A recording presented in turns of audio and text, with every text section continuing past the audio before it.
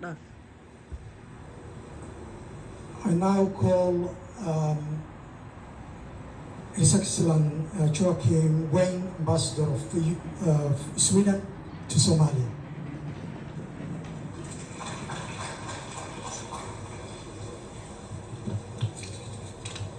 Thank you so much, Mr. President, Minister for Agriculture, Mr. State Minister, representatives from Diplomatic Corps, fellow ambassadors, distinguished guests. It's a great pleasure to be here today at this important conference on investing in Somalia's agricultural and value chains. And Sweden and Somalia is sharing a deep, enduring partnership, not only with diplomatic ties and development cooperation. We have a big diaspora in Sweden. 1% of the population in Sweden is Somalis, and are contributing to our societies and enriches our country and strengthen the bonds between our countries in a magnificent way. We are very proud to have these Somalis in Sweden, so thank you for that. And today we are really witnessing Somalia that is advancing in multiple fronts. The country is not only emerging from its past, but also showing resilience and determination to build a future of prosperity and stability. The Somali government reforms, whether through achieving the HIPIC completion point, joining the East African community, or preparing for the WTO membership, are crucial steps toward economic integration and long-term growth. This progress signals a brighter future where the Somali people, known for their entrepreneurship, innovation and resilience, are the driving force of their own development. It's not aid that will save Somalia. It's a fundamental change for Somalia will be in peace, security, investments, education, and job opportunities. So, Mr. President and ministers, you have many challenges left, of course. But I'm sure the President, with his steady leadership, and the ministers will address these challenges with determination, political will, compromises sometimes, and for the unity of the Somali people. The time for Somalia is now, is not tomorrow, and we will be with you to try to unite this wonderful country in a way that also leads to a prosperous future for Somalia. Thank you so much. Okay.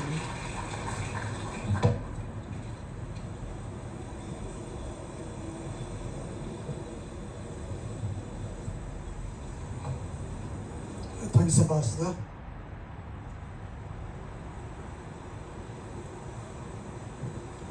We now move to the next item of the agenda, and I'm going to call Christina Svensson, Country Manager for Somalia of the World Bank. Welcome, Christina. Thank you so much. This is the future of this world. Thanks.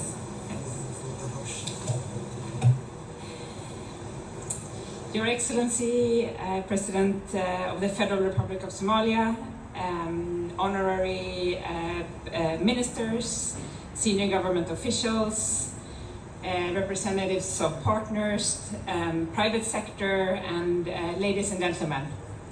It's my honor to be here today. I just ran from the airplane to to make sure I kept my speaking spot, so that's how important this is to me. Thank you for organizing this important conference aimed at fostering agri-partnerships for investment and market access. And again, with special thanks to the Minister of Agriculture and Irrigation for inviting the World Bank Group, including both myself and the IFC. So I will say first a few words about agriculture and growth and job creation. Then I will talk a little bit about what the World Bank is supporting today in the agriculture sector in Somalia. And finally, I'll make a few quick points going forward. So in terms of growth, Somalia has rebounded after the drought of 2021 and 2022. Growth in 2023 was 3.1%, up from 2.4% in 2022. And the reason for that was the pickup in agriculture. So the growth was stronger than expected because of agriculture, the resumption of rains, better crops, and higher livestock productivity. Mainly, it was actually due to the quicker than expected pickup of live animal export. So, for example, the export of sheep picked up 43%, the export of cattle picked up 35%. So this was a large increase. However, what we see today, which is quite unique for Somalia, is that agriculture contributes little to employment. So in many countries in the region, agriculture typically accounts for about half of employment in low-income countries. But in Somalia, it's less than a third. So this just shows again the potential of investing in agriculture and making sure that it's productive and that it generates jobs. Another thing that we see about agriculture in Somalia is that the nomadic population that works with livestock has the highest poverty rate, right? And this is again because most nomadic households don't own enough livestock to bring them out of poverty. And we also see that the poorer nomadic households with fewer livestock, they prioritize the herd accumulation and milk production rather than commercialization. So this is again highlights the opportunity of investing in value chains and investing in commercialization. So again, so what do we do then, the World Bank, in agriculture? So early on, together with partners, together with FAO, for example, we launched two quite influential studies. One was the Country Economic Memorandum of 2018, how to rebuild a resilient and sustainable agriculture in Somalia. There was also a livestock development strategy from 2019. But then, of course, after Somalia reached the HIPIC completion point and you got access to IDA, World Bank resources, we also put our money where our mouth is, so to speak. So we quickly mobilized resources to invest in something called the Somalia Food Systems Resilience Project. It's a $150 million investment, and it really starts and continues to rebuild and strengthen the agriculture and livestock research institution and extension systems. It develops an enabling environment for the growth of the private sector-led seed systems. It organizes smallholder farmers into strong cooperatives. It links with ongoing investments in water infrastructure to enhance irrigation.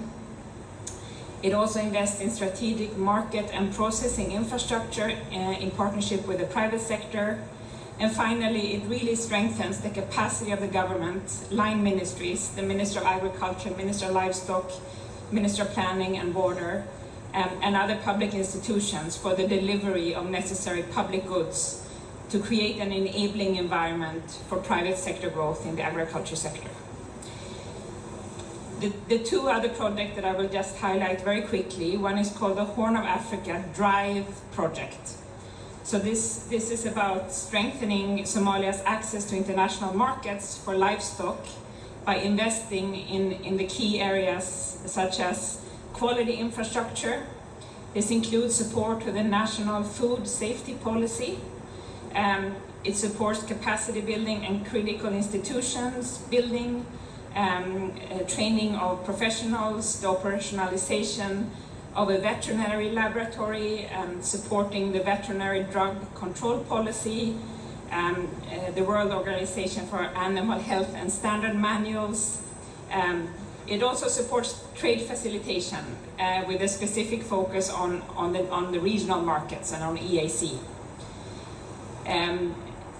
It finally also supports something called Livestock Value Chain Fund, which actually invests in private sector players in livestock production and other segments of the value chain. Just to mention also that next Monday we will be here again and launching an investment in the fisheries sector, which of course is part, and again the fisheries value chain is very important for Somalia. I'll just mention quickly 4 points that I think going forward that I know others have mentioned as well. One is obviously that jobs will be created by the private sector. So we talk a lot about institutions and so on, but again, the private sector is really the key actor here. And they will be the ones creating the welfare and the growth going forward. My second point is that with Somalia joining the EAC, this is a really unique opportunity to integrate into the regional markets. And again, we're here to support you to think that through and to work on that. Third, obviously climate is the kind of big elephant in the room, and climate change, right? So we know that what we invest in today, the reality might not look the same in 10, 20, 30 years. So for me, it will be really important to integrate climate considerations in your longer term development planning. So for example, in the Vision 2060 and obviously in the NTP. And the investments that are done in the private sector today has to be climate smart. Right? This is nothing new, but it's important to keep in mind and to keep those projections in the back of your head, which will also create opportunities, right? So again, that was a lot. Thank you so much for inviting me, and congratulations on this amazing event and forum that I hope will create a lot of opportunities going forward. Thank you.